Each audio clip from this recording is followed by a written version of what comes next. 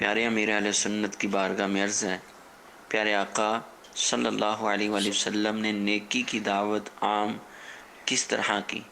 برائے کرم جواب ارشاد فرمائیے۔ پیارے آقا صلی اللہ تعالیٰ علیہ وآلہ وسلم نے پہلے تو اپنا کردار قوم کے سامنے پیش کیا، یہاں تک کہ جو کفار تھے وہ بھی ہماری سرکار صلی اللہ تعالیٰ علیہ وآلہ وسلم کو صادق اور امین کہا کرتے۔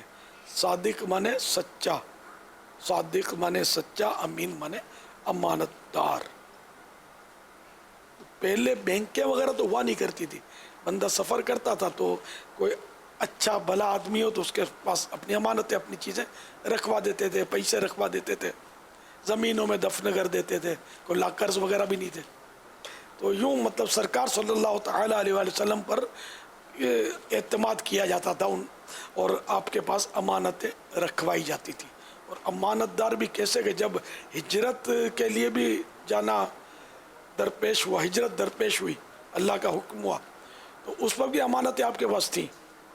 تو مولا علی کرم اللہ تعالیٰ وجہ الکریم سے فرمایا کہ آپ ٹھہریں، یہ امانتیں ان کے جو بھی مطلب حقدار ہیں ان کو پہنچانی ہے۔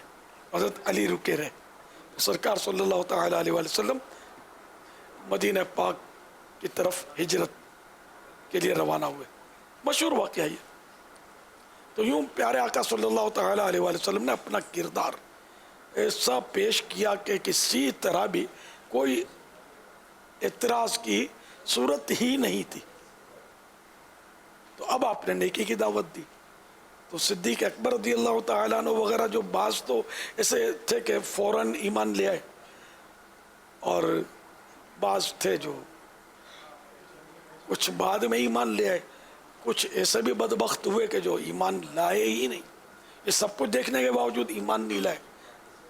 ایمان جو نہیں لائے وہ وہی تھے جن کے دلوں پر مہریں لگی ہوئی تھی۔ تو اس طرح مطلب یہ کہ سرکار صلی اللہ تعالیٰ علیہ وآلہ وسلم نے بہرحال لے کے ہمت نہیں ہاری، آپ تبلیغ کرتے رہے، نیکی کی دعوت دیتے رہے۔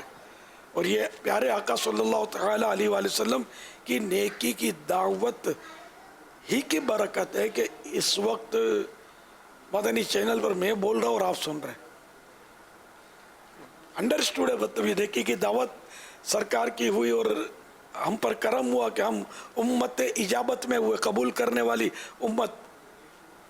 ویسے امت دعوت جو غیر مسلم، یہ سب امت دعوت، اور ہم لوگ امت اجابت، یعنی ہم نے دعوت سرکار صلی اللہ تعالیٰ علیہ وآلہ وسلم کی نیکی کی دعوت قبول کی، اور ہم لوگ امت اجابت کہلائے۔ صلو علی الحبیب صلی اللہ تعالیٰ علی محمد۔